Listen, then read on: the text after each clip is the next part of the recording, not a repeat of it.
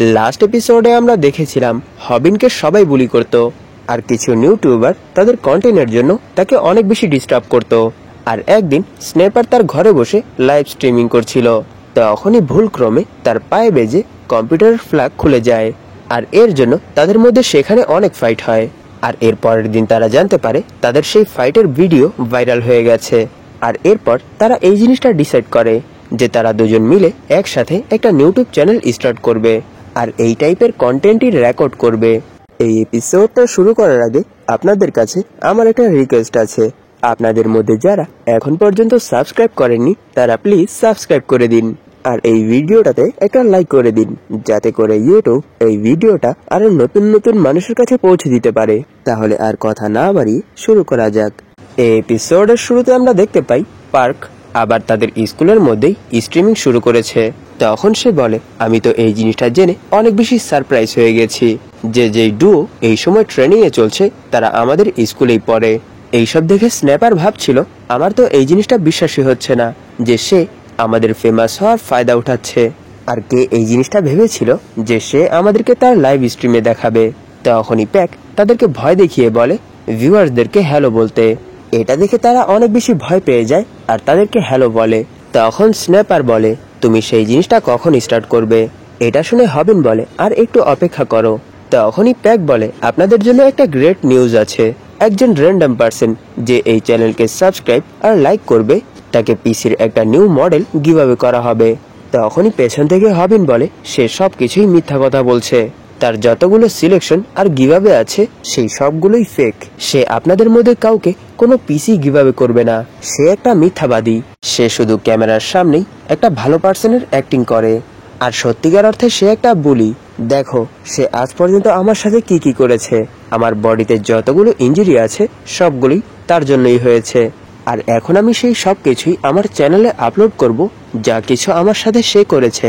আর এরই সাথে সে ভাবছিল আমি সবসময় বুলি হই, এরপরও স্কুলে আসি, আর এখন আমি যদি একটু মার খাওয়ার বদলে টাকা কামাতে পারি তাহলে এতে কোনো সমস্যা নেই। তখন সেখানের সবাই এই সব কিছু শুনে অনেক বেশি শখ হচ্ছিল।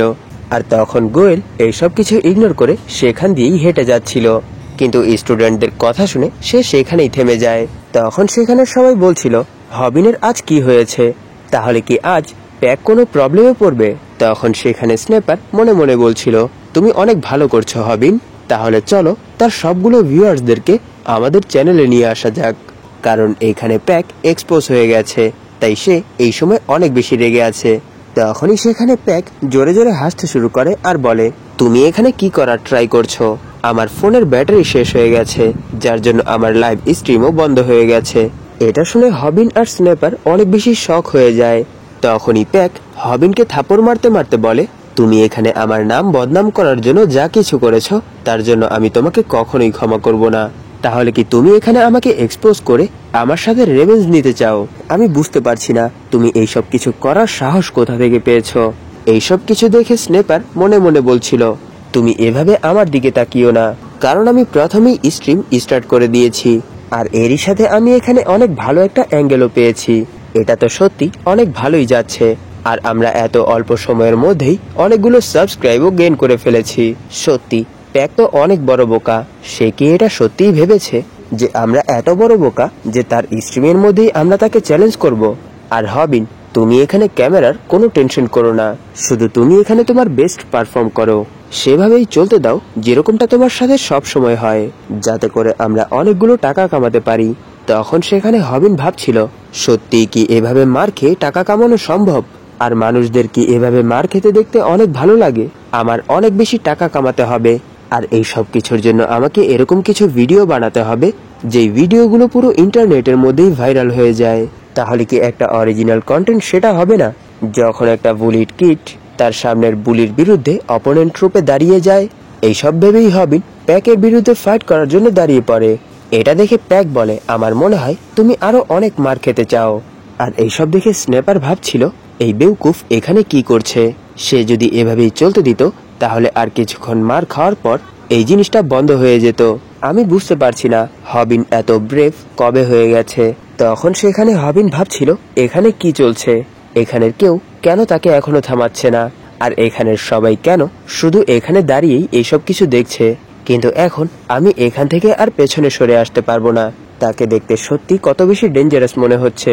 তার চোখ এত ছোট কেন মনে হচ্ছে, আর তার মাসলস কত বড়।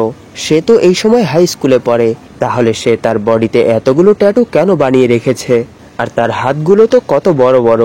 আর আমাকে তো তার সামনে একটা শুকনো খড়ি মনে হচ্ছে। আমি বুঝতে পারছি না এখন আমার কি করা দরকার।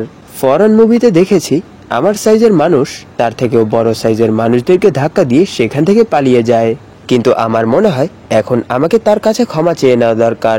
তখন প্যাক বলে, তুমি তোমার সবগুলো সীমা পার করে ফেলেছ, আর আমার মনে হয় তোমার এইসব কাজকর্মের জন্যই তোমার মায়ের ক্যান্সার হয়েছে। এটা শুনে হবিনের মনে পড়ে যে সে কিভাবে আগেও তার মাকে নিয়ে অপমানিত কথা বলেছিল, আর সেই সময় আমাকে তার সাথে লড়াই করা দরকার ছিল। তখন হবিন বলে, তোমাকে সাহস কে দিয়েছে আমার মায়ের সম্পর্কে এইসব কথা বলার? এটা বলেই সে প্যাকের উপর অ্যাটাক করে দেয়, কিন্তু আমরা দেখতে পারি সে প্যাককে একটুও নাড়াতে পারে না। এটা দেখে স্ন্যাপার বলে, তুমি কি একটা বোকা? তুমি কি ওয়েট ডিফারেন্ট সম্পর্কে কিছুই জানো না? তখন প্যাক বলে, সত্যি এই ছেলেটা তো ফার্স্ট। এটা বলেই সে হবিনকে উঠিয়ে ফেলে আর বলে, তোমার মা হসপিটালে ভর্তি তাই না? তাহলে চলো আমি তোমাকে ওনার পাশের বেডে পাঠানোর ব্যবস্থা করছি। এইসব বলেই সে তাকে অনেক জোরে একটা আছাড় দেয়। এইসব দেখে সেখানে সবাই হাসতে শুরু করে। তখন হবিন ভাবছিল, আমি এই জিনিসটা জানতাম না যে ওয়েট ডিফারেন্ট এত বেশি ইফেক্ট ফেলে। তার সামনে তো আমাদের পুরনো লড়াই বাচ্চাদের খেলা মনে হচ্ছে। এর মানে সত্যিকারের লড়াই এরকমই হয়। তাহলে এটা এভাবেই শেষ হওয়ার ছিল। তখনই প্যাক চলে আসে আর বলে, তুমি কি ভেবেছো এটা এখানেই শেষ হয়ে যাবে? এখন তো শুধু মজা আসা শুরু হয়েছে। এটা বলেই যখনই সে তাকে একটা ঘুষি মারবে, তখনই পাশ থেকে এক ছেলে বলে, তোমরা কি কিছুক্ষণের জন্য একটু চুপ থাকবে? এটা শুনে প্যাক অনেক বেশি রেগে বলে, এই কথাটা কে বলেছে? যদি তোমার এতই ঘুম আসে তাহলে তুমি তোমার ঘরে যেয়ে ঘুমাও। এটা শুনে সেই ছেলে তার মাথা ওঠায়। তাকে দেখে সেখানেরই আরেক ছেলে বলে, সে তো এমএম এর রাইজিং স্টার, আর তার নাম মিংসুক কিম। এইসব শুনে প্যাক বলে, আমাকে ক্ষমা করে দিও, আমি যা বলেছি তার মানে এরকম ছিল না। এইসব শুনে সে বলে, নিজের মুখ একটু সাবধানে চালাবে। তখন প্যাক বলে, হ্যাঁ আমি বুঝে গেছি। এইসব দেখে হবিন ভাবছিল সে তো তার কিছু ওয়ার্ডের সাহায্যেই পুরো রুমের মহলই চেঞ্জ করে ফেলেছে। তখন কিম বলে, আমি আবার ঘুমোতে চলেছি, তাই তোমরা আমাকে আর ডিস্টার্ব করো না। এইসব শুনে প্যাক সেখান থেকে চলে যায়। তখন সেখানে স্ন্যাপার ভাবছিল, সত্যি হবিনকে তো এই সময় অনেক বেশি কুল মনে হচ্ছে।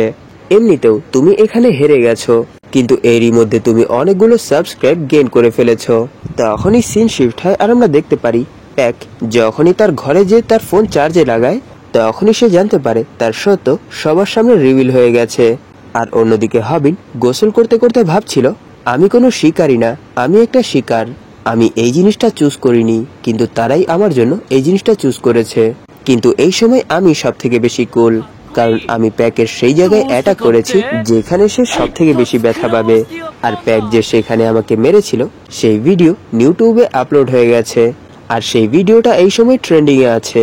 এইসব কিছুর জন্য প্যাক অনেক বেশি রেগে গিয়েছিল, যার জন্য সে লাইভে এসে ক্ষমাও চেয়েছে। কিন্তু এর মধ্যেও সে একটা ভুল করে ফেলেছে। তখনই আমরা দেখতে পারি প্যাক লাইভে এসে অডিয়েন্সদের কাছে ক্ষমা চাচ্ছে, কিন্তু সে সেই পার্টটা এডিট করতে ভুলে গেছে যেখানে সে তার ভিউয়ার্সদেরকে নিয়েই খারাপ খারাপ কথা বলেছিল। তখন হবিন বলে, আমি তার ভিউয়ার্সদেরকে তার গিভঅ্যাওয়ের যে সিক্রেটটা বলেছিলাম, তখনই সবগুলো ভিউয়ার্স সত্যটা জানার জন্য কাজে লেগে পড়েছিল।